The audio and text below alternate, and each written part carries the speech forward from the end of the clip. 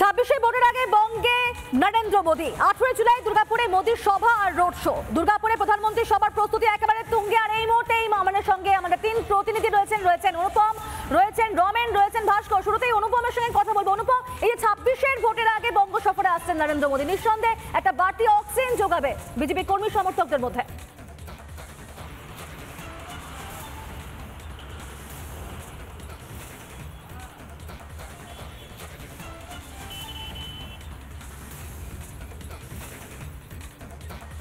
শুনতে পাচ্ছ অনুভব? আমাদের আরেক প্রতিনিধি ভাস্কর রয়েছেন আমাদের সঙ্গে। ভাস্কর, 26শে ভোটের আগে বঙ্গ সফরে নরেন্দ্র মোদী এবং একাধিক প্রকল্পের উদ্বোধন করবে, নিঃসন্দেহে একটা বাড়তি উন্মাদনতা রয়েছে, একই সঙ্গে কিন্তু অক্সিজেনও যোগাবে বলাই যায় কর্মী সমর্থকদের মধ্যে।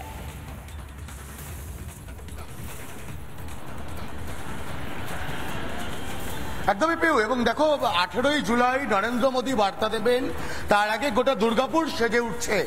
সকাল থেকে দেখাচ্ছিলাম কিভাবে নেহেরু স্টেডিয়ামে যুদ্ধকালীন তৎপরতাতে সভামঞ্চ তৈরির কাজ চলছে। আর এবার তোমাকে আরেকটা ছবি দেখাবো।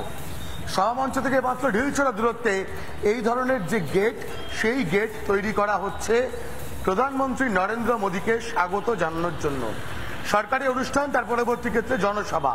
26শে বিধানসভা নির্বাচন সামনেই, সেই বিধানসভা নির্বাচনের আগে নরেন্দ্র মোদীর বার্তা নিঃসন্দেহে যে এই রাজ্যের প্রধান বিরোধী রাজনৈতিক দলের নেতাকর্মীদেরকে আরো অনেকটা বুস্ট আপ করবে, আরো অনেকটা চাঙ্গা করবে, সেটা নতুন করে বলার অপেক্ষা রাখে না।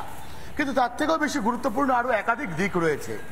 একদিকে দাঁড়িয়ে যখন দুর্গাপুর শহর সেজে উঠছে নরেন্দ্র মোদীকে অভ্যর্থনা জানানোর জন্য, অন্যদিকে দাঁড়িয়ে বিজেপি কর্মী সমর্থকেরা তারাও কিন্তু মানসিক প্রস্তুতি নিচ্ছেন প্রধানমন্ত্রী নরেন্দ্র মোদী বিজেপি কর্মী সমর্থকদের সরকারি অনুষ্ঠানের পরে যে জনসভা, সেই জনসভা থেকে কি নির্দেশ দেবেন, সেই নির্দেশ কিভাবে পালন করতে হবে, সেই বিষয়টা নিয়ে।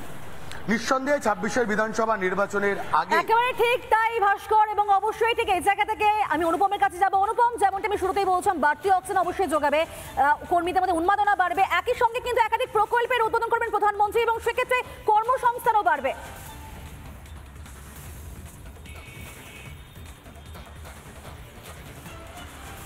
দেখো, প্রধানমন্ত্রী সবার দুটো প্রেক্ষাপট রয়েছে। প্রথম প্রেক্ষাপট যদি দেখো, একেবারে সরকারি প্রোগ্রাম, যেখানে পশ্চিমবঙ্গে 5,500 কোটি টাকা থেকে 6,000 কোটি টাকা কেন্দ্রীয় সরকার দিচ্ছে। আর এমন একটা প্রকল্প করা হচ্ছে যেটা নিম্ন মধ্যবিত্ত সমস্তরের মানুষের কাছে একটা গ্রহণযোগ্যতা থাকবে। এটা সরকারি প্রোগ্রাম, কিন্তু এর রাজনৈতিক প্রেক্ষাপটটা আরও বেশি। 2026-এর বিধানসভা নির্বাচনের আগে ভোটের দামামা কার্যত বেজে যাচ্ছে, কারণ প্রধানমন্ত্রী আসছে 18 তারিখ।